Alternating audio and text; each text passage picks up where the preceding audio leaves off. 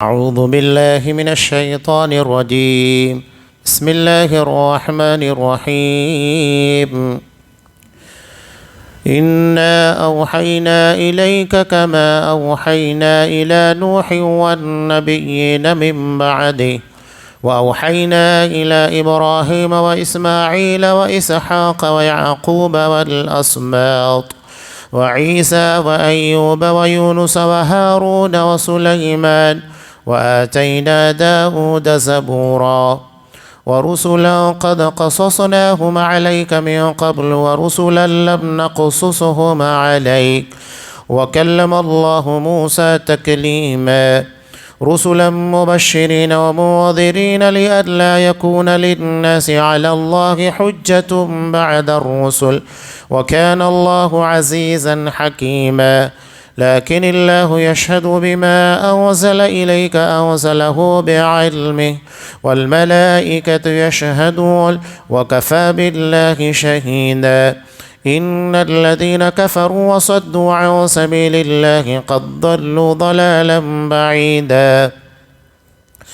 إن الذين كفروا وظلموا لم يكن الله ليغفر لهم ولا ليهديهم طريقا إلا طريق جهنم خالدين فيها أبدا وكان ذلك على الله يسيرا يا أيها الناس قد جاءكم الرسول بالحق من ربكم فآمنوا خيرا لكم وإن تكفروا فإن لله ما في السماوات والأرض وكان الله عليما حكيما.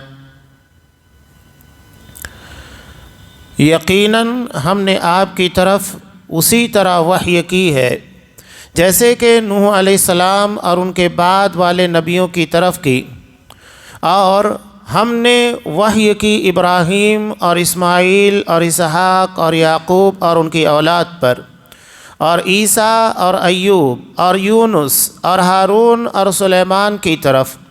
ہم نے داؤد علیہ السلام کو زبور عطا فرمائی، اور آپ سے پہلے کے بہت سے رسولوں کے واقعات ہم نے آپ سے بیان کیے ہیں، اور بہت سے رسولوں کے نہیں بھی کیے. اور موسیٰ علیہ السلام سے اللہ تعالیٰ نے صاف طور پر کلام کیا. ہم نے انہیں رسول بنایا، خوشخبریاں سنانے والے اور آگاہ کرنے والے، تاکہ لوگوں کی کوئی حجت اور الزام رسولوں کے بھیجنے کے بعد اللہ تعالیٰ پر رہ نہ جائے. اللہ تعالیٰ بڑا غالب اور بڑا باحکمت ہے. جو کچھ آپ کی طرف اتارا ہے اس کی بابت خود اللہ تعالیٰ گواہی دیتا ہے کہ اسے اپنے علم سے اتارا ہے، اور فرشتے بھی گواہی دیتے ہیں، اور اللہ تعالیٰ بطور گواہ کافی ہے. جن لوگوں نے کفر کیا اور اللہ تعالیٰ کی راہ سے اوروں کو روکا وہ یقیناً گمراہی میں دور نکل گئے. جن لوگوں نے کفر کیا اور ظلم کیا انہیں اللہ تعالیٰ ہرگز نہ بخشے گا اور نہ انہیں کوئی راہ دکھائے گا بجز جہنم کی راہ کے، جس میں وہ ہمیشہ پڑے رہیں گے، اور یہ اللہ تعالیٰ پر بالکل آسان ہے. اے لوگو، تمہارے پاس تمہارے رب کی طرف سے حق لے کر رسول آ گیا ہے، پس تم ایمان لاؤ تاکہ تمہارے لیے بہتری ہو، اور اگر تم کافر ہو گئے تو اللہ تعالیٰ ہی کی ہے ہر وہ چیز جو آسمانوں اور زمین میں ہے، اور اللہ دانا اور حکمت والا ہے. سورہ نساء آیت نمبر 163 سے آیت نمبر 170. محترم حاضرین، وحی ایک ذریعہ ہے. اللہ تبارک و تعالیٰ اسی کے واسطے سے انبیاء تک اپنے میسیج اور پیغام پہنچاتا ہے. یہاں وحی کا تذکرہ ہے. وحی عربی زبان میں کہتے ہیں اعلام الشیء بخفیہ، خفیہ طریقے سے کسی بات کی اطلاع دینا. اب ہم کہتے ہیں نا، کبھی مجلس میں انسان بیٹھا ہوا ہے، ہم کان میں جا کر چپکے سے کسی کو کہنا شروع کر دیتے ہیں، وہ بات اسی کو سنائی دیتی ہے. یعنی اس بات کو سوائے سننے والے کے جس کے کان میں بات کہی ہے کوئی اور نہیں جانتا. تو وحی کہتے ہیں خفیہ طریقے سے پیغام پہنچانا، پیغام رسانی کا خفیہ طریقہ، جس کے بارے میں کسی اور انسان کو پتہ نہ لگے، جسے بات پہنچائی گئی صرف اسی کو اس بات کا علم ہو۔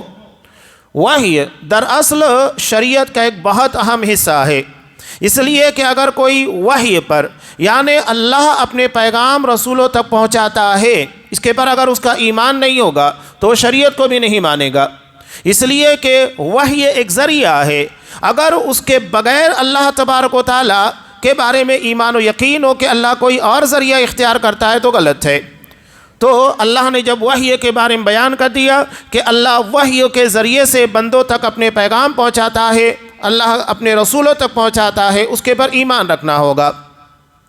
امام بخاری رحمۃ اللہ علیہ سب سے پہلا جو چیپٹر اپنی بخاری کے اندر قائم کیا وہ وہی ہے کتاب و بدء الوحی، کہ نبی کریم صلی اللہ علیہ وسلم کے پر وحی کا آغاز کیسے ہوا، اس لیے کہ اس پر ہمارا ایمان نہیں ہوگا تو کسی چیز کے پر ہمارا ایمان و یقین نہیں ہوگا، اس کے پر ایمان لانا ضروری ہے۔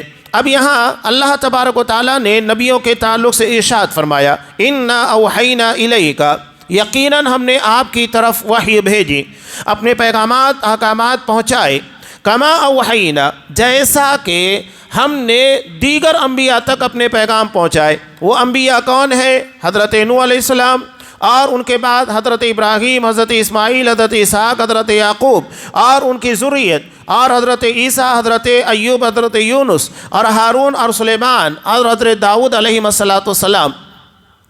ان تمام لوگوں تک اللہ نے اپنا پیغام پہنچایا، وحی پہنچائی ہے۔ اب یہاں ایک بات قابل غور ہے کہ وحی کا مطلب صرف یہ نہیں ہے کہ کتاب کے ذریعے سے کچھ بات نازل کی جائے، جیسا کہ قرآن مجید ہے، جیسا کہ ہمارے یہاں منکرین حدیث کا شوشہ ہے کہ قرآن کو ماننا ہے، قرآن کے علاوہ بقیہ چیزوں کو نہیں ماننا ہے، جیسا کہ اور بھی کچھ لوگوں کا ماننا ہے کہ انہی حدیثوں کو ایکسیپٹ کیا جائے گا، قبول کیا جائے گا جو قرآن کے موافق ہو یا قرآن کی تشریح میں ہو، اس سے ہٹ کر اگر کوئی چیز آئے گی تو اس کو نہیں مانیں گے۔ یہ ساری چیزیں فضول ہے۔ اب بتائیے، حضرت موسیٰ علیہ السلام، اللہ نے انہیں تورات کا عطا کی، جب فرعون کے ظلم اور استبداد سے انہیں نجات عطا کی گئی، اس کے بعد اللہ نے کوہ طور کے پر بلا کر انہیں بیک وقت تختیوں کے اندر لکھی ہوئی شکل میں تورات عطا کی۔ اب سوال یہ پیدا ہوتا ہے کہ حضرت موسیٰ علیہ السلام فرعون کے دربار میں آئے دن پہنچے ہوئے ہیں، گفتگو ہو رہی ہے، بحث و مباحثہ ہو رہا ہے، اللہ کی ربوبیت کے پر باتیں ہو رہی ہیں، تو وہ کون سا میسیج تھا؟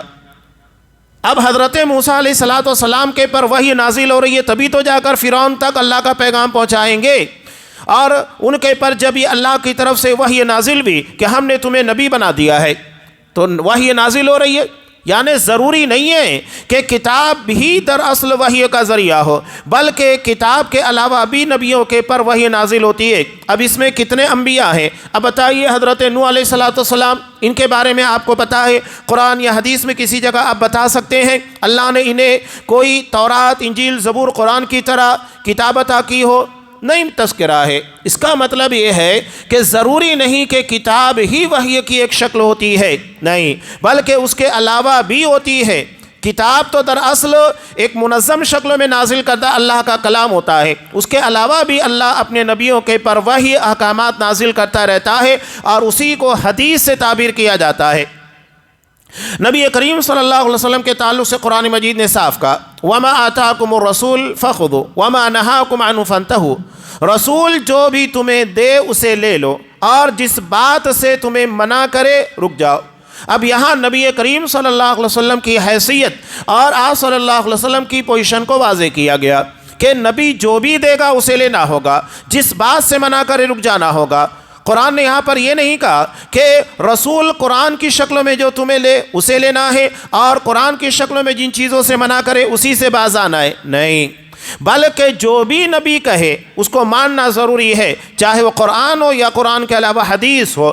اور دراصل اس بارے میں قرآن نے جہاں پر بھی کتاب کے ساتھ حکمت کو استعمال کیا کہ نبی کے پر کتاب اور حکمت دونوں نازل کی گئی، تو کتاب سے قرآن مجید مراد ہے، اور حکمت سے نبی کریم صلی اللہ علیہ وسلم کے احکامات مراد ہیں جو احادیث کی شکل میں نازل کیے گئے ہیں۔ اللہ بازی سورہ نحل میں اللہ تبارک و تعالیٰ نے نبی کریم صلی اللہ علیہ وسلم کو کہا وَأَنزَلْنَا إِلَيْكَ الذِّكْرَ لِتُبَيِّنَ لِلنَّاسِ مَا نُزِلَ إِلَيْهِمْ، یہ قرآن ہم نے آپ کی طرف نازل کیا ہے، اور اس قرآن کی تشریح کرنا، اس کے احکامات کو لوگوں کے درمیان کھول کر بیان کرنا، یہ ذمہ داری آپ کے کاندھوں کے پر ہے۔ اس کا مطلب یہ ہے کہ قرآن تبیین کا، تشریح کا محتاج ہے، تبھی تو نبی کریم صلی اللہ علیہ وسلم کو یہ ذمہ داری دی گئی لِتُبَيِّنَ لِلنَّاسِ مَا نُزِلَ إِلَيْهِمْ، کہ ان کی طرف کیا بات نازل کی گئی ہے آپ اسے واضح کر کے ان کے درمیان بیان کریں۔ قرآن نے یہ ذمہ داری دی ہے۔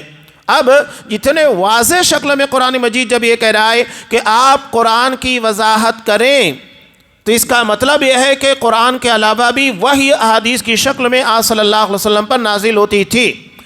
دراصل ہمارے درمیان ایک بہت بڑا فتنہ، یہ کافی پرانا فتنہ ہے انکار حدیث کا، اور اسی سے جڑا ہوا ایک فتنہ عقل پرستی کا ہے، اس لیے کہ منکرین حدیث نے عقل پرستی کو استعمال کیا۔ ہماری عقل میں فلاں حدیث نہیں آتی، قرآن دراصل ہمارے لیے کافی ہے، ہم اتنا ہی مانیں گے جو قرآن مجید کے اندر ہے، حدیث کو نہیں مانیں گے، اور اسی بنیاد کے پر بہت سارے مسائل کا انکار کیا، بہت ساری احادیث کا انکار کیا۔ یہ بات بالکل طے شدہ ہے کہ آپ صلی اللہ علیہ وسلم کی ثابت شدہ کسی حدیث کا، کوئی بھی ایک حدیث کا، اگر کوئی شخص انکار کرتا ہے جان بوجھ کر کہ ہاں یہ حدیث ہے، اس کے باوجود اس کو نہیں مانتا ہے، تو پھر وہ اپنے بارے میں غور کرے کہ اس کا ایمان معرض خطر میں ہے۔ اس لیے کہ نبی کی کسی ایک بات کا بھی انکار کرنا دراصل آپ صلی اللہ علیہ وسلم کی دیگر احادیث کے پر بھی اعتراض پیدا کرتا ہے کہ آپ اس حدیث کو مان رہے، بقیہ وہ کیوں نہیں مان؟ وہ ایک حدیث کا انکار بقیہ حدیثوں کو ماننا کیوں؟ جبکہ تمام حدیثیں نبی بیان کر رہا ہے، تو کچھ کو لینا، کچھ کا انکار کرنا، اس بات کا اختیار آپ کو کس نے دیا کہ نبی کی کچھ باتوں کو لے لیا جائے اور کچھ کا انکار کر دیا جائے؟ ہم اپنی منمانی شریعت چلائیں گے، جو ہمارے عقل میں آئے، جو ہماری سمجھ میں آئے اتنا ہی ہم مانیں گے، بقیہ چیزوں کو نہیں مانیں گے۔ دین دراصل ہماری عقل کے تابع نہیں ہے کہ ہم اپنی مرضی کے مطابق قرآن اور حدیث کو مانیں گے، نہیں، قرآن و حدیث کو دراصل آپ صلی اللہ علیہ وسلم کے بتائے ہوئے اصول اور ضابطوں کے مطابق ہی ماننا ہوگا۔ آپ صلی اللہ علیہ وسلم کے پر کئی الگ الگ شکلوں کے اندر وحی نازل ہوتی تھی، جیسا کہ بخاری کی روایت میں حضرت عائشہ رضی اللہ تعالیٰ عنہ کہتی ہیں کہ آپ کے پر جب وحی کا آغاز ہوا تو پاکیزہ خواب کی شکل میں تھا، یعنی جو خواب آپ صلی اللہ علیہ وسلم رات کو دیکھتے وہی صبح کو نمودار ہوتا، ویسے ہی واقعات پیش آتے، اور آپ صلی اللہ علیہ وسلم کو تنہائی پسند آنے لگی، لوگوں سے کٹ کر رہنے لگے، غار حرا میں مسلسل کئی راتیں عبادت کیا کرتے تھے، اور جب توشہ ختم ہو جاتا تو حضرت خدیجہ رضی اللہ تعالیٰ عنہ کے پاس لوٹ کر آتے اور اتنا ہی توشہ دوبارہ لے کر جاتے۔ اس طرح آپ صلی اللہ علیہ وسلم کے پاس پھر حضرت جبرائیل علیہ السلام آئے اور آپ کے پر قرآن کا نزول ہوا، اور سورہ علق کی ابتدائی 5 آیتیں آپ پر نازل ہوئی، یعنی حضرت جبرائیل علیہ السلام نے قرآن کو لا کر آپ کے پر پیش کیا۔ یہ وحی کی ایک شکل ہے۔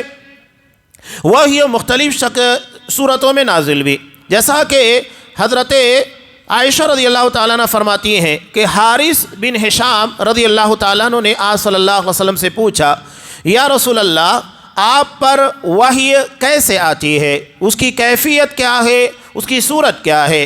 تو آپ صلی اللہ علیہ وسلم نے فرمایا، کبھی تو ایسے آتی ہے جیسے گھنٹے کی جھنکار، ہلکی آواز سنائی دیتی جیسا کہ گھنٹہ بج رہا ہے، اور یہ وحی مجھ پر سخت ناگوار ہوتی، اور جو فرشتہ بات کہتا مجھے یاد رہ جاتی اور اس کے بعد وہ آواز موقوف ہو جاتی۔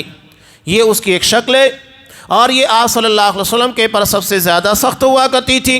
بلکہ اس کیفیت کے بارے میں ایک روایت حضرت زید بن ثابت رضی اللہ تعالیٰ عنہ سے ہے کہ ایک مرتبہ آپ صلی اللہ علیہ وسلم میری ران کے پر سر رکھے ہوئے تھے، اور اسی دوران آپ صلی اللہ علیہ وسلم کے پر قرآن نازل ہونا شروع ہو گیا، اور مجھے لگتا تھا کہ کہیں میری ران کی ہڈی نہ ٹوٹ جائے۔ وحی کے نزول کے وقت آپ صلی اللہ علیہ وسلم کی کیفیت ایسی ہو جاتی۔ ایک مرتبہ آپ صلی اللہ علیہ وسلم اونٹنی کے پر سوار تھے، اسی دوران آپ کے پر قرآن مجید وحی کا نزول ہونا شروع ہو گیا۔ اونٹنی آپ کے بوجھ کو برداشت نہیں کر پائی، بیٹھ گئی، تو وحی کے وقت آپ کی کیفیت جدا ہو جاتی، اور صحابہ بھی آپ کی کیفیت کو دیکھ کر سمجھ جاتے تھے کہ آپ کے پر وحی نازل ہو رہی ہے، احکامات اترنا شروع ہو چکے ہیں۔ اب ایک اور کیفیت اور آپ صلی اللہ علیہ وسلم نے کہا کبھی فرشتہ مردوں کی صورت میں میرے پاس آتا، مجھ سے بات کرتا تو میں اس کی کہی ہوئی باتوں کو یاد کر لیتا۔ حضرت جبرائیل علیہ السلام کتنی مرتبہ آئے؟ مسلم کی ایک طویل روایت جو کہ حضرت عمر بن خطاب رضی اللہ تعالیٰ عنہ سے مروی ہے، حدیث جبرائیل کے نام پر، جس میں دین کے تمام تر احکامات کو بنیادی طور کے پر بیان کیا گیا۔ اسلام کسے کہتے ہیں، ایمان کس کو کہتے ہیں، احسان کس کو کہتے ہیں، قیامت کب آئے گی، اس کی نشانیاں کیا ہے، ان تمام چیزوں کے بارے میں جو دین کی مبتدیات ہیں، بنیادی باتیں، ان کے بارے میں اس حدیث کے اندر بیان کیا گیا ہے۔ بڑی جامع اور طویل روایت ہے جسے حدیث جبرائیل کے نام سے جانا جاتا ہے۔ تو حضرت جبرائیل علیہ السلام ایک انسان کی شکل میں آئے ہوئے تھے اور آ کر آپ صلی اللہ علیہ وسلم سے باتیں کی، کلام کیا اور چلے گئے۔ صحابہ کو معلوم بھی نہیں ہوا۔ حضرت عمر بن خطاب رضی اللہ تعالیٰ عنہ سے حضرت جبرائیل کے جانے کے بعد آپ صلی اللہ علیہ وسلم نے پوچھا کہ عمر پتہ ہے یہ کون تھا، یہ سوال کرنے والا جو میرے پاس آ کر سوال کر رہا تھا؟ حضرت عمر بن خطاب رضی اللہ تعالیٰ عنہ نے کہا اللہ اور اس کے رسول بہتر جانتے ہیں۔ تب آپ صلی اللہ علیہ وسلم نے کہا فَإِنَّهُ جِبْرَائِيل أَتَاكُمْ لِيُعَلِّمَكُمْ أَمْرَ دِينِكُمْ، وہ جبرائیل تھے جو تمہارے پاس تمہارے دین کے احکامات کو بیان کرنے آئے تھے۔ تو یہ کیفیت اکثر حضرت جبرائیل علیہ السلام دہیہ کلبی رضی اللہ تعالیٰ عنہ جو ایک بڑے خوبصورت صحابی تھے، ان کی شکل میں آتے اور نبی تک اپنا پیغام پہنچاتے، چلے جاتے۔ بعد میں لوگوں کو معلوم ہوتا کہ وہ دہیہ کلبی نہیں بلکہ حضرت جبرائیل علیہ السلام تھے جو آپ صلی اللہ علیہ وسلم تک اللہ کا پیغام پہنچانے آئے تھے۔ تو ایسا بھی ہوتا۔ تو یہاں فرشتہ مردوں کی صورت میں آتا، آپ سے باتیں کرتا، جو باتیں وہ کر کے جاتا آپ کو تمام باتیں یاد آ جاتی۔ حضرت عائشہ رضی اللہ تعالیٰ عنہ فرماتی ہیں کہ میں نے دیکھا جب سخت سردی کے دن میں آپ صلی اللہ علیہ وسلم کے پر وحی اترتی اور جب موقوف ہوتی تو آپ کی پیشانی سے پسینہ پھوٹ جاتا، اس قدر آپ کی شخصیت کے پر وحی کے اثرات ہوتے تھے۔ اللہ کا پیغام اتنا آسان نہیں ہے۔ اللہ نے کہا کہ اگر اس قرآن کو پہاڑ کے پر اتار دیا جاتا تو یہ ریزہ ریزہ ہو جاتا۔ یہ اللہ کے کلام کی تاثیر، اس کا اثر ہے، اس کی عظمت و جلالت ہے۔ اور جب یہ وحی نبی کے دل کے پر، قلب اطہر کے پر نازل ہو رہی ہے، کچھ نہ کچھ اثرات تو ہوں گے۔ سخت سردی کے عالم میں جب وحی نازل ہوا کرتی تھی، احکامات اترتے تھے، قرآن اور احادیث آپ کے پر نازل ہوتی تو اس کی بنیاد کے پر آپ کے پر پسینے نکل آتے، پسینے پھوٹ پڑتے تھے۔ آپ صلی اللہ علیہ وسلم کے پر وحی کی ایک اور شکل ہے، اور وہ شکل جو آگے بیان کی گئی ہے کہ آپ صلی اللہ علیہ وسلم کو ڈائریکٹ اللہ کلام کر کے اپنے احکامات اور باتوں کو پہنچائے۔ جیسا کہ معراج میں ہوا، معراج میں ایک پردے کی آڑ سے آپ صلی اللہ علیہ وسلم اللہ سے باتیں کر رہے تھے، اور اسی دوران آپ صلی اللہ علیہ وسلم کو نماز کا تحفہ عطا کیا گیا۔ وہیں پر آپ صلی اللہ علیہ وسلم کو سورہ بقرہ کی آخر کی 2 آیتیں نازل کی گئیں، عطا کی گئیں، اور وہیں پر آپ صلی اللہ علیہ وسلم کو یہ وعدہ کیا گیا کہ آپ کے امت کے ان تمام لوگوں کی بخشش ہو جائے گی جن کی موت شرکوں کے پر نہیں آتی ہے۔ یہ 3 بڑے تحفے جو معراج کے اندر آپ صلی اللہ علیہ وسلم کو عطا کیے گئے، اللہ نے ڈائریکٹ ہم کلام ہو کر بات کر کے دی۔ حضرت جبرائیل علیہ السلام درمیان میں واسطہ نہیں تھے، اور نہ ہی آپ صلی اللہ علیہ وسلم کے پر دنیا کے اندر جو وحی کی کیفیت ہوتی تھی اس کیفیت میں نزول ہوا، ڈائریکٹ اللہ نے باتیں کی۔ جیسا کہ حضرت موسیٰ علیہ السلام سے اللہ نے ڈائریکٹ بات کی تھی، جب کوہ طور کے پر گئے بات ہوئی۔ حضرت موسیٰ علیہ السلام کو اللہ نے جب نبی بنایا، مدین سے لوٹ رہے تھے، ساتھ میں ان کی بیوی ہے، بچے بھی ہیں، اور رات انتہائی سرد تھی۔ ایسے عالم میں حضرت موسیٰ علیہ السلام نے کچھ دوری کے پر دیکھا کہ آگ کے شعلے کی طرح کوئی چیز چمک رہی ہے، تو انہوں نے اپنے گھر والوں سے کہا کہ تم لوگ یہاں پر ٹھہرو، میں وہاں جاتا ہوں اور جا کر دیکھتا ہوں، ہو سکتا ہے کہ آگ مل جائے اور آگ یہاں لانے کے بعد تاپنے کے کام آ جائے، جس سے ہم گرمی حاصل کر سکیں۔ اور آگ کے جلنے کا مطلب یہ ہے کہ وہاں پر کچھ لوگ موجود ہیں، تبھی تو آگ جل رہی ہے، ہمیں منزل کا پتہ لگ جائے گا، لوگوں سے راستے کا علم ہو جائے گا۔ لیکن جب حضرت موسیٰ علیہ السلام وہاں پر پہنچے تو پہنچنے کے بعد وہاں ایک درخت تھا، اس درخت کے ذریعے سے اللہ نے حضرت موسیٰ علیہ السلام کو خطاب کیا، یا موسیٰ انی انا اللہ رب العالمین، انی انا اللہ العزیز الحکیم، کہ موسیٰ میں ہی رب العالمین ہوں، میں ہی عزیز ہوں، میں ہی حکیم ہوں۔ اور اسی مقام کے پر حضرت موسیٰ علیہ السلام کو نبوت کا اعزاز عطا کیا گیا، آپ کے سر کے پر تاج رسالت رکھا گیا۔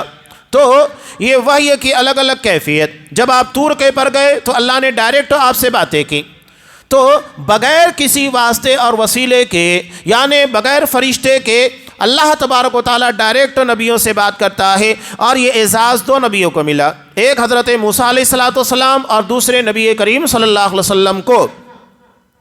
تو یہاں کتنے نبی ہیں؟ حضرت نوح علیہ السلام، اور اس کے بعد حضرت ابراہیم، حضرت اسماعیل، حضرت اسحاق، حضرت یعقوب۔ بتائیے ان لوگوں کے پر کون سی کتاب نازل ہوئی؟ نہیں بتا سکتے۔ تورات پتہ ہے حضرت موسیٰ علیہ السلام پر نازل ہوئی، انجیل حضرت عیسیٰ علیہ السلام پر، قرآن نبی کریم صلی اللہ علیہ وسلم پر، داؤد کے پر، حضرت داؤد علیہ السلام پر زبور نازل ہوئی۔ اور بقیہ کا تذکرہ قرآن میں تو ہے نہیں کہ ان کے پر کون سی کتاب نازل کی گئی، لیکن قرآن یہ کہہ رہا ہے کہ تمام نبیوں کو اللہ نے وحی کی میسیج دیا، پیغامات دیے۔ تو یہ اسی بات کی دلیل ہے کہ ضروری نہیں کہ لکھی ہوئی شکل میں جیسا کہ قرآن مجید ہے یا تورات اور انجیل ہے تبھی اللہ اپنے پیغام بندوں تک پہنچائے، بلکہ اللہ اس کے علاوہ بھی نبیوں کے پر ڈائریکٹ اپنے احکامات کو نازل کرتا ہے اور اسی کو حدیث سے تعبیر کیا جاتا ہے۔ اب آگے دیکھیے، حضرت ایوب ہے، حضرت یونس ہے، حضرت ہارون، حضرت سلیمان، ان تمام لوگوں کے بارے میں قرآن مجید میں کسی جگہ تذکرہ نہیں کہ ان لوگوں کو اللہ نے کتاب عطا کی، لیکن وحی کے بارے میں برابر بتایا گیا کہ اللہ نے ان لوگوں کے پر وحی نازل کی۔ اب یہاں کہنے کا مطلب یہی ہے، مقصود یہی ہے کہ کتاب جیسا کہ تورات، انجیل، زبور، قرآن ہیں، ضروری نہیں کہ اسی شکل میں وحی نازل ہو، اس کے علاوہ بھی نبیوں کے پر اللہ اپنے پیغامات کو نازل کرتا ہے۔ اب یہاں اللہ نے رسولوں کے تعلق سے تذکرہ کیا، وَرُسُلًا قَدْ قَصَصْنَاهُمْ عَلَيْكَ، کچھ رسولوں کا تذکرہ ہم نے آپ سے کیا ہے۔ قرآن مجید کے اندر 25 انبیاء کرام کا تذکرہ ہے، محمد رسول اللہ صلی اللہ علیہ وسلم کو ملا کر، وَرُسُلًا لَمْ نَقْصُصْهُمْ عَلَيْكَ، اور کچھ رسول ہیں جن کا تذکرہ ہم نے آپ سے نہیں کیا، قرآن مجید میں ان کا نام نہیں ہے، نہ ان کے واقعات کا تذکرہ ہے، لیکن وہ رسول ہیں۔ تو یہاں ایک بات ایمان کے اندر عقیدے کے باب میں بڑی اہمیت رکھتی ہے کہ جن نبیوں کا نام لے کر قرآن مجید میں تذکرہ کیا گیا یا حدیث کے اندر تذکرہ کیا گیا، ان تمام نبیوں کو نام کے ساتھ ماننا، ان کے پر ایمان رکھنا ضروری ہے۔ ہاں، اور جن نبیوں کا تذکرہ نہیں ہے، جن کا نام نہیں بیان کیا گیا، ان کے پر ایمان مجمل ہوگا۔ ایمان مجمل کا یہ ہے اللہ نے جو بھی نبی بھیجے ان تمام پر ہمارا ایمان ہے۔ اگر کوئی شخص یہ کہتا ہے کہ قرآن مجید میں جتنے نبیوں کا تذکرہ ہے، 25 انبیاء کرام کا، رسولوں کا، میں اتنوں کو ہی مانتا ہوں، بقیہ کو نبی نہیں مانتا، اس کا ایمان ناقص ہے، اس کا ایمان معتبر نہیں ہے، اسے تمام رسولوں کے پر ایمان رکھنا ہوگا۔ اس لیے کہ قرآن خود کہہ رہا ہے کہ کچھ رسولوں کا تذکرہ ہم نے آپ سے کیا اور کچھ کا نہیں کیا ہے۔ تو اس کا مطلب یہ کہ جن کا تذکرہ ہے ہم ان کو نام کے ساتھ جانتے ہیں، مانتے ہیں، ایمان رکھتے ہیں، اور جن کا تذکرہ نہیں کیا گیا ہے ہم ان کے پر ایمان مجمل رکھیں گے۔ ہاں، اللہ نے جو بھی انبیاء بھیجے ان تمام پر ہمارا ایمان ہے۔ اب تمام نبیوں کے پر ایمان، لیکن شریعت کے احکامات کو پیروی کرنا ہے، ماننا ہے، تو وہ صرف نبی کریم صلی اللہ علیہ وسلم ہے، اس لیے کہ ہم نبی کے امتی ہیں، آپ صلی اللہ علیہ وسلم کے امتی ہیں۔ تمام نبیوں کے پر ایمان ہوگا، لیکن شریعت کی تابعداری آپ صلی اللہ علیہ وسلم کی ہی ہوگی۔ آپ صلی اللہ علیہ وسلم کے علاوہ نہ حضرت عیسیٰ علیہ السلام کی شریعت کو ہم فالو کریں گے، نہ حضرت موسیٰ علیہ السلام کی شریعت کو فالو کریں گے، نہیں، کسی کی نہیں۔ ایمان ہوگا لیکن اتباع صرف نبی کریم صلی اللہ علیہ وسلم کی ہوگی، یہ بات قابل غور ہے۔ اب آگے اللہ نے تذکرہ کیا، وَكَلَّمَ اللَّهُ مُوسَىٰ تَكْلِيمًا، کہ اللہ تعالیٰ نے حضرت موسیٰ علیہ السلام سے صاف طور پر کلام کیا۔ یہ الگ سے کیوں بیان کیا گیا؟ اس لیے کہ یہ اعزاز حضرت موسیٰ علیہ السلام کو ہی ملا۔ حضرت موسیٰ علیہ السلام اور نبی کریم صلی اللہ علیہ وسلم، ان کے علاوہ کسی کو یہ اعزاز نہیں ملا کہ اللہ نے ڈائریکٹلی ان سے باتیں کی ہوں، اس لیے حضرت موسیٰ علیہ السلام کا تذکرہ الگ سے کیا گیا ہے۔ اب یہ رسول کیوں آئے؟ رسولوں کی بعثت کا مقصد کیا ہے؟ قرآن مجید نے بیان کیا رسلا مبشرین و منذرین، رسولوں کو اللہ نے مبشر اور منذر بنا کر بھیجا۔ مبشر کا مطلب خوشخبری دینے والا، یعنی جو اللہ پر ایمان لے کر آئے، رسولوں کی بات کو مان لے اور اس کے مطابق اپنی زندگی کو گزارنے والا بن جائے، مسلمان بن جائے، تو ایسی صورت میں ان لوگوں کو بشارت دی جائے ایمان کی اور ان کے بہتر انجام کی۔ اور جو لوگ ان باتوں کو نہیں مانتے ہیں، کفر کا راستہ اختیار کرتے ہیں، تو ان لوگوں کے لیے منذر ہوتے ہیں، خبردار کرنے والے، ڈرانے والے، کہ اگر تم نے اس بات کو نہیں مانا تو نتیجہ تمہارے لوگوں کے سامنے ہے کہ عذاب جہنم کیسا ہوگا اور کفر کے نتیجے میں تمہیں کس طرح کی سزا بھگتنی پڑے گی۔ اس کے علاوہ رسولوں کی بعثت کا اہم مقصد یہ ہے کہ لِأَلَّا يَكُونَ لِلنَّاسِ عَلَى اللَّهِ حُجَّةٌ بَعْدَ الرُّسُلِ، تمام لوگوں کے پر اللہ کی طرف سے حجت قائم ہو جائے کہ ہاں میں نے اپنے رسولوں کو بھیجا تھا، رسول تمہارے درمیان آئے، کوئی انکار نہیں کر پائے گا، یہاں تک کہ حضرت نوح علیہ السلام جب ان کی امت کو قیامت کے دن پیش کیا جائے گا تو ان کی امت کے لوگ جو کفار اور مشرکین ہوں گے وہ انکار کر دیں گے، وہ کہیں گے ہماری طرف حضرت نوح علیہ السلام کو نبی بنا کر نہیں بھیجا گیا۔ تب حضرت نوح علیہ السلام سے اللہ کہے گا کہ تمہیں اس بات کے پر کوئی دلیل، کوئی گواہ، کوئی پروف ہے، اسے لا کر پیش کرو۔ تب حضرت نوح علیہ السلام امت محمدیہ کو پیش کریں گے اور امت محمدیہ گواہی دے گی کہ ہاں اللہ نے حضرت نوح علیہ السلام کو ان لوگوں کی طرف رسول بنا کر بھیجا تھا، لیکن ان لوگوں نے ان کی دعوت کو قبول نہیں کیا۔ اب حضرت نوح علیہ السلام کی امت کے لوگ کہیں گے کہ جب تم ہمارے زمانے میں تھے ہی نہیں تو ہمارے تعلق سے گواہی کیوں دے رہے ہو؟ تب امت محمدیہ کیا کہے گی کہ قرآن کے اندر ہم نے پڑھا کہ اللہ نے تمہاری طرف حضرت نوح علیہ السلام کو نبی بنا کر مبعوث کیا، انہوں نے دن رات تم لوگوں کو دعوت توحید دی لیکن تم نہیں مانے، چنانچہ ان لوگوں کی گواہی یعنی امت محمدیہ کی گواہی کو قبول کر لیا جائے گا۔ تو یہاں رسولوں کی بعثت کا مقصد یہ ہے تاکہ لوگوں کے پر حجت قائم ہو جائے کہ اللہ نے تمہیں جنت کی طرف بلانے کے لیے، اس کی توحید کی دعوت دینے کے لیے، جہنم کے عذاب سے ڈرانے کے لیے رسولوں کو بھیجا تھا۔ کوئی یہ نہ کہے کہ مجھ کو تو پتہ ہی نہیں تھا دین کیا ہے، میں نہیں جانتا اللہ کیا ہے، نہ مجھے رسولوں کے بارے میں کوئی علم تھا، نہ کتابوں کے بارے میں علم تھا، نہ جنت و جہنم کے بارے میں علم تھا۔ نہیں، کوئی بچ نہیں سکتا ہے۔ وَكَانَ اللَّهُ عَزِيزًا حَكِيمًا، اور اللہ غالب اور حکمت والا ہے۔ اب یہاں ایک اہم بات کہ رسولوں نے اپنی ذمہ داری کو صحیح طور کے پر پہنچایا، اس کی دلیل کیا ہے؟ تو اس بات کی گواہی خود اللہ دیتا ہے۔ کیوں؟ اس کی وجہ یہ ہے کہ اللہ نے ہی رسالت کی ذمہ داری ان کے کاندھوں کے پر رکھی۔ کوئی نبی اللہ سے دعا نہیں کرتا ہے کہ اللہ مجھ کو نبی بنا دے، یا آپ صلی اللہ علیہ وسلم نے کبھی اللہ سے دعا کی ہو کہ اللہ مجھے نبی بنا دے، نہیں، بلکہ نبیوں کو بھی اس بات کا علم نہیں ہوتا ہے کہ اللہ ہمیں نبی بنائے گا، نہیں پتہ ہوتا ہے۔ جب اللہ ان کے پر اپنی شریعت کے احکام کو نازل کرتا ہے اور یہ میسج دیتا ہے کہ تمہیں تاج نبوت کے لیے منتخب کر لیا گیا ہے اور نبوت کے کار کے لیے اور نبوت کو لوگوں تک پہنچانے کے لیے، اللہ کے دین کو پہنچانے کے لیے، تب انہیں اس بات کا پتہ لگتا ہے کہ یہ بڑی عظیم ذمہ داری ہمارے کاندھوں کے پر ڈالی گئی ہے۔ اس سے پہلے انہیں بھی علم نہیں ہوتا۔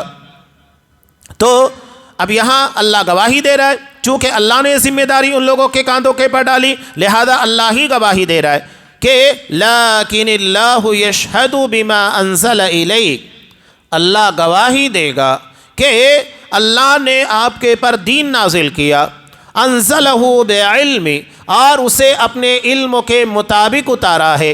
اللہ کے علم میں تمام چیزیں ہیں، والملائکۃ یشہدون، اور فرشتے بھی گواہی دیتے ہیں۔ اب یہاں فرشتوں کی گواہی کے بارے میں تذکرہ کیوں کیا گیا؟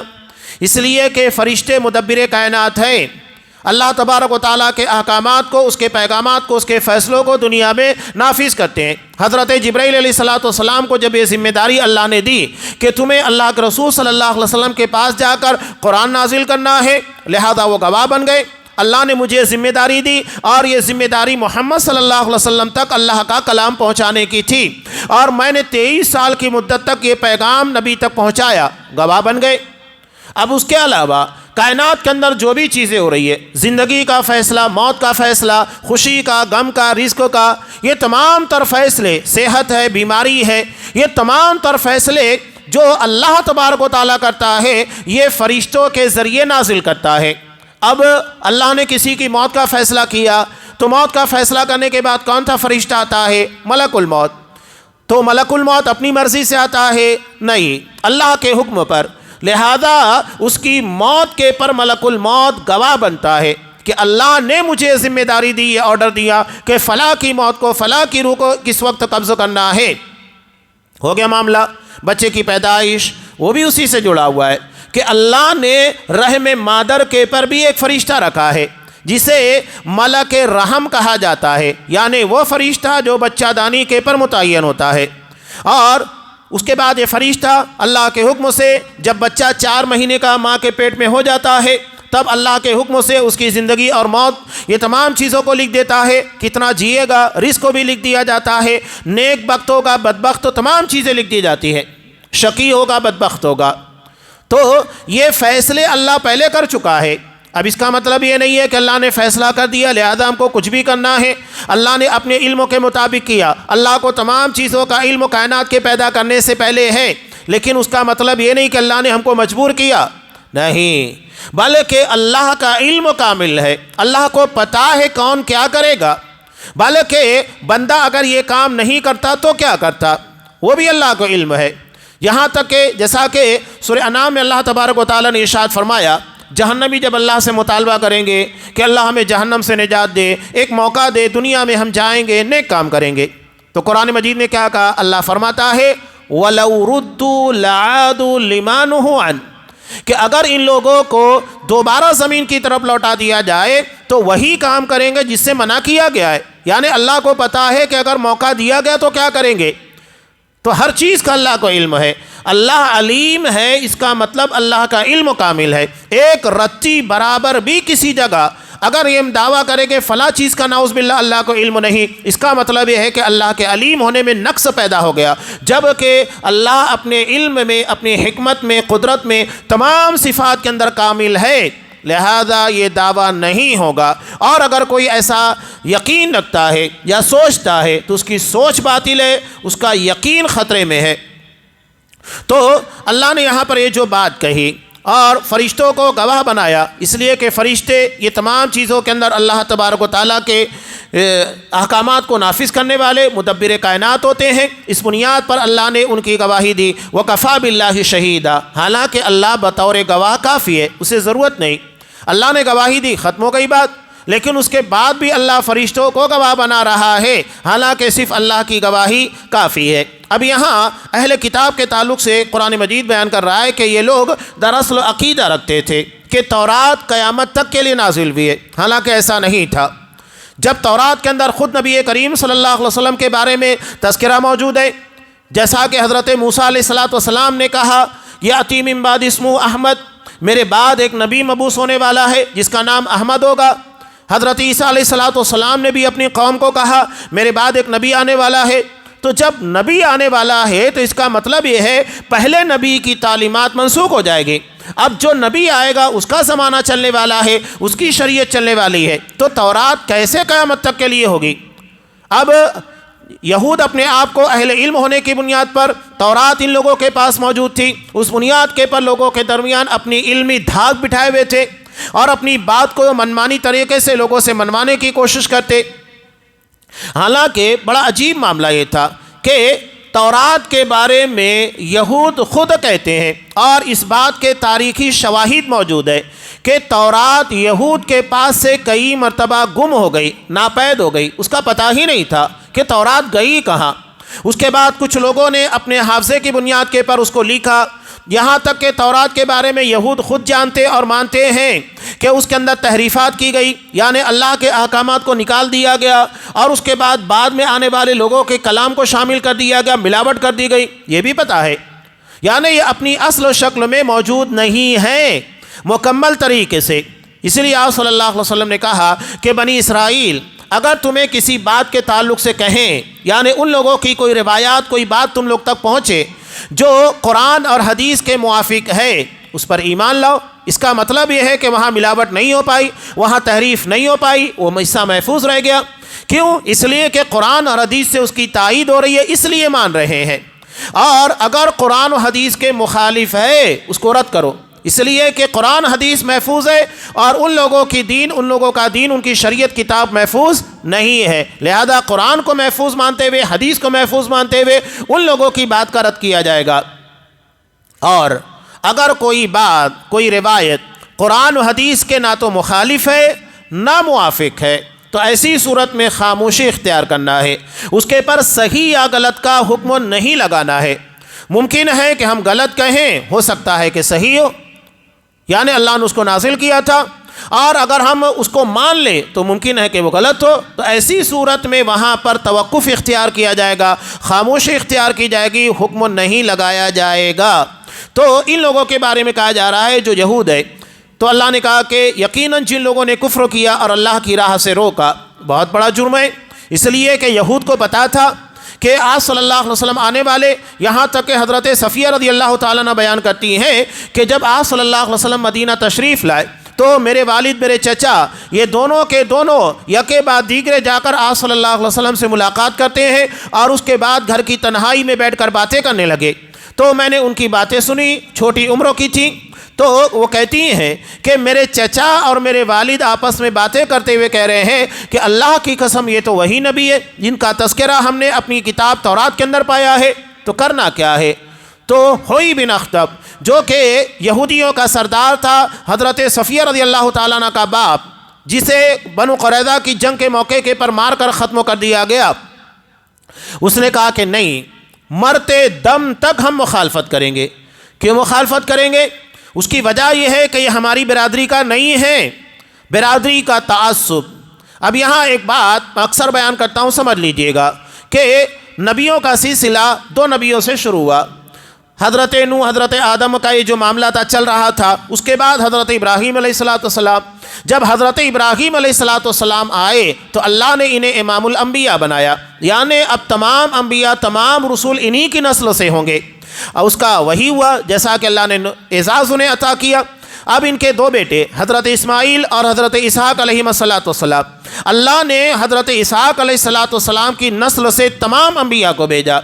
سارے انبیاء جو اس کے بعد آئے سب کے سب حضرت اسحاق علیہ السلام کی نسل سے تھے، لیکن آخری نبی یعنی محمد رسول اللہ صلی اللہ علیہ وسلم جو سید الانبیاء، سید البشر ہیں، تمام انسانوں کے اندر سب سے بڑا اعزاز سعادت کا، سرداری کا اور تمام نبیوں کی سرداری کا، وہ آپ صلی اللہ علیہ وسلم کے نصیب میں آیا، تو یہودیوں نے اسی بات کی مخالفت کی، یہ ہماری برادری کا یعنی بنی اسرائیل کا نہیں ہے، لہذا ہم نہیں مانیں گے۔ حالانکہ کتنا فرق تھا، حضرت اسماعیل بڑے بھائی ہیں، حضرت اسحاق چھوٹے بھائی ہیں، انہی دونوں لوگ کے درمیان یعنی دونوں سگے بھائی، اور حضرت ابراہیم علیہ السلام کے پر تو ایک ہی ہو جاتے، اس کے بعد بھی برادری کا تعصب بڑا خطرناک تھا جو ہمارے درمیان بھی چلتا ہے۔ یہ دراصل صرف ہماری شناخت اور پہچان کے لیے ہے۔ اللہ نے کہا کہ ہم نے تمہیں قبائل کے درمیان تقسیم کیا تاکہ آپس میں ایک دوسرے کو پہچانو، یہ تمہاری شناخت کا ذریعہ ہے، تمہاری شان کا ذریعہ نہیں ہے، صرف پہچان ہے، اس کے علاوہ کچھ نہیں ہے۔ لیکن ہم لوگوں نے اسے اپنی عزت اور اپنی انا کا مسئلہ بنا لیا، چاہے شادی بیاہ کے مسائل، دیگر مواقع ہو، ہم نے برادری کے تعصب کو اتنا بڑھاوا دیا کہ اللہ رحم کرے۔